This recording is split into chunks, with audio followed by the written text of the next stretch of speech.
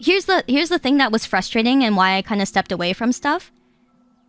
It still felt hard, right? Because at the end of the day, I was still doxxed. I was still hurt. I was still bullied. I was still having horrible things said about me.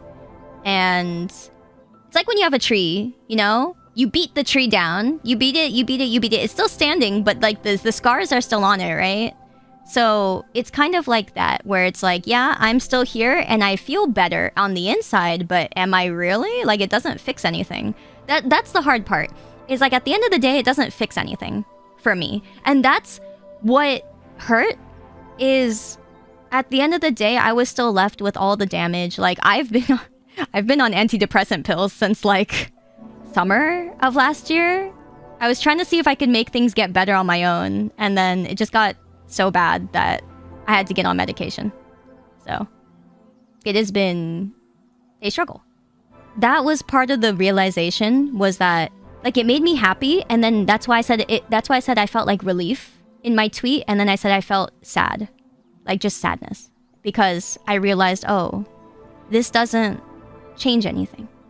But it does. You know, it still does. Like, I still appreciate having all of you here. That makes the biggest difference to me. It just doesn't heal the scars, right? It just doesn't heal the scars. That's the only problem.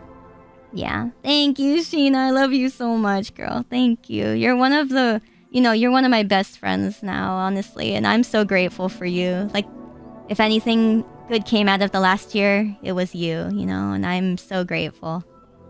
But yeah, so that's what was hard, is that like feeling so happy and then feeling so sad again, realizing that my scars wouldn't heal from that anyways. And then the second thing, and like, okay, I know people were commenting on my Twitter thinking I meant randos. Unfortunately, I did not. And what I meant by the statement of, I saw a lot of people who turned their backs on me blindly support now that it was publicly accepted, right? That is what hurt me. And when you think of the context, generally you would think that I mean random people, right? Unfortunately, I meant people I considered friends. So that's what hurt, is that knowing that those people who turned their back on me were now blindly supporting because it was convenient for them. Yeah, that was the hard part. And I don't blame them. And it's because we're in a very difficult place of being creators and content creators. Our image is everything, you know? And so I know a lot of them, when my thing went out, a lot of them posted on social media, on Twitter, saying that they defended me and that they cared. And then they got bullied. They got bullied the same way I did. They just got a lot of mean comments on their supporting tweets, and they took them down because of that. And I didn't even get to see a lot of them because they took them down so fast. I just was told by other friends, like, oh, I think this person posted something and this person supported you, or I think this person is still on your side. And I just kept getting told, like, I think, I don't know. And the problem that I had was that these people didn't DM me after in private. And so I was reaching out to everybody and trying to see what they thought and if we were okay still. So that was part of what I was doing when everything happened, is I was like going around DMing everybody and being like, hey, are we still okay? Like, are we friends? Are we not? Do you not want to be my friend? I just want to know, you know? And it's a horrible thing to ask your friends, you know, just DM them and be like, hey, are we still okay? Are we still good? It's a horrible thing to say. And I don't care about them defending me publicly. I don't care about that. I don't think anyone should have to do that. I don't think anyone should expect that. And I don't want anyone to think that's what I'm saying. Please don't. That it's just hard to feel like you're standing alone. I didn't want people to get bullied because of me. And that's the other thing that sucked, is that people who defended me, a lot of my friends, they got shit too. You know, like they got a lot of people bullying them too.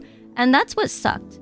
You know, it's like anyone who was being my friend got punished too. And I was just like, there was a point where I was just like, bro, I just don't want to have any friends.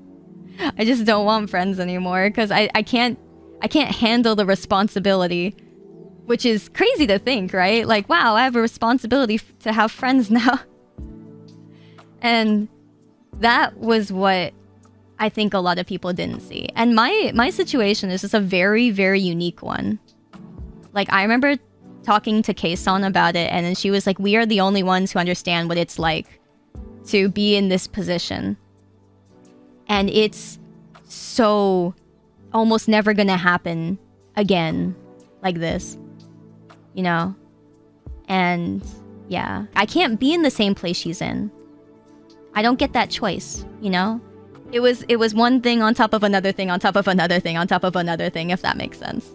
So that's what sucked. It was just like, I have nowhere to run, and I have nowhere safe to be.